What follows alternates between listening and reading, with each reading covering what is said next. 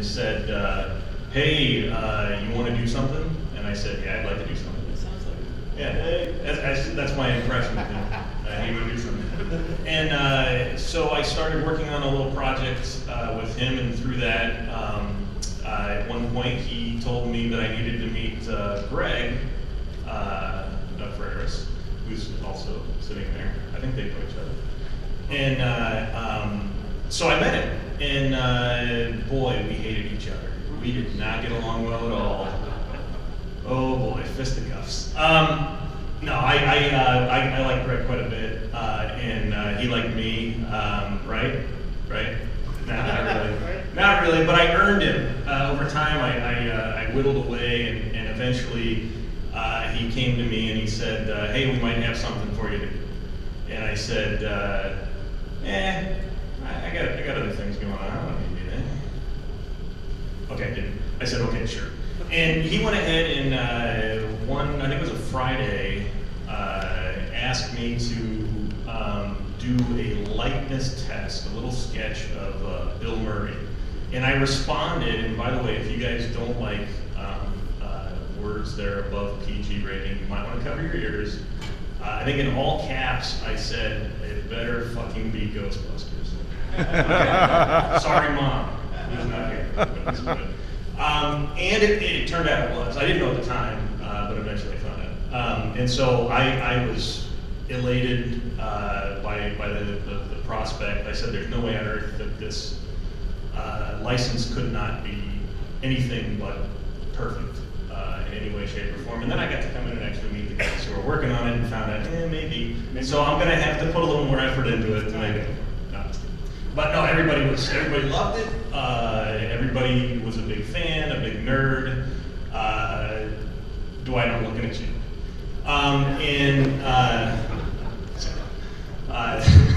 It's kind of true. No, he was quoting constantly, and like even like I, as someone who grew up, and I think I saw the first Ghostbusters in theaters when I was in 3rd grade, which makes me roughly 17 years old now. I'm not really good with math. I think it might have been 3rd grade, maybe it was 4th grade. It sounds good. I was in elementary school. You can trust me on that one. And I even watched the second one, and as a young kid, didn't hate it. So what does that tell you? I grew up like a wise man. Anyway, so I was asked to come in. The first thing I did, cue Dwight, was this stuff, which was just sort of, I didn't know where I was going with it. It was more, I guess, less stylized. It was a little more, true to the core. I call it the Mondo route, where you basically take lots of photo reference and you draw photo reference, which is fun, but at the same time, a little boring at times. But anyway, this apparently convinced them to let me do it, or at least the licensor. Yeah, I get it. But so from there, I came in. I think George. I talked with George, with Greg, and George said, "Who the hell are you?" And I said, "Rhymes with K-pop." And he said, "Okay, sure." We didn't talk about that at all. To this day, we still don't talk about it. Not bitter at all. And look what I got, right? It's okay. No, and if you go to the next one. So then I started coming up with concepts for Backlash. That was, I think, the first thing that I did, and I started really boring stuff like this, which is really boring.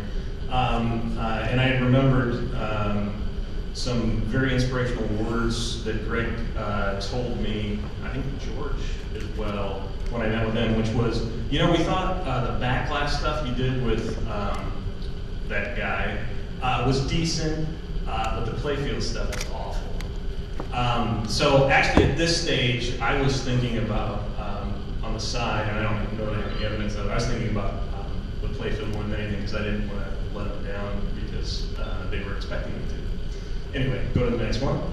I finally started getting a little more dynamic. I started thinking about the amount of time and work I wanted to put into the art, and the fact that we had 3 different models to do. So I started thinking, okay, well, how can I do this and get away with it? Many of you may not know, but I do a lot of work in the realm of gig posters and silkscreen posters. So I'm used to doing variants. And one thing that I started to approach was the idea of creating a central focus that I could then go ahead and sort of pop things in and out of. It may sound like I was trying to be a little bit cheap by doing that. I wasn't. What I was trying to do was to be able to focus on the guys and the amount of time that I had to put this all together, which I think like 3 months, was it 3 months, something like that for everything? I mean, whatever. So this sort of started, and as you can see, this actually had elements from Ghostbusters 2. And then when I came in, John actually punched me in the gut.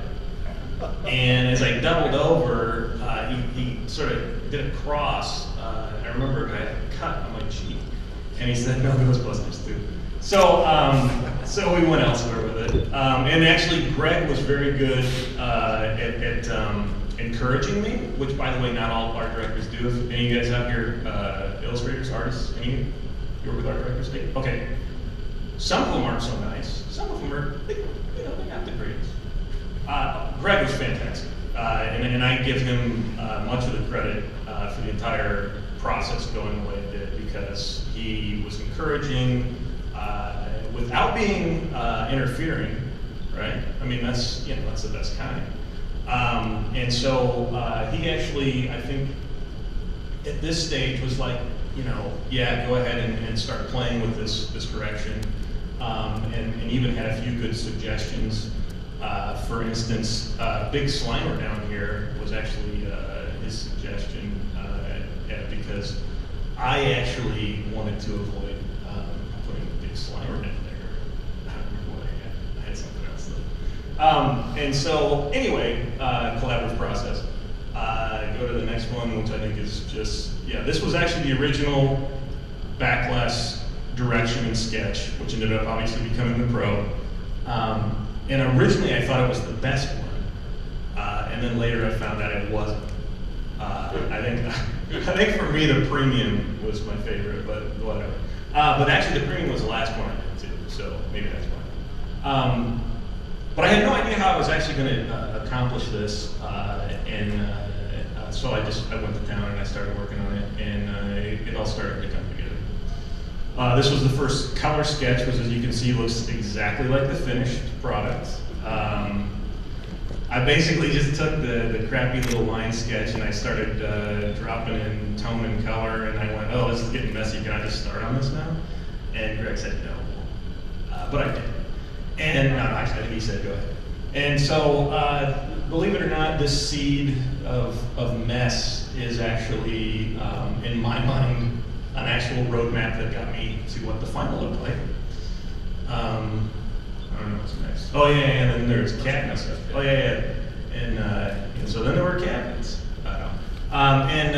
So I knew, obviously, with Ghostbusters, the Ecto one was going to be prominent, and looking at the cabinet shape, and of course, really having no knowledge of how to approach the pinball art, I started looking at the idea of making one continuous scene, to which some people were, oh, that's a good idea, and then other people were like, So I just continued on it, and eventually Greg was like, yeah, whatever.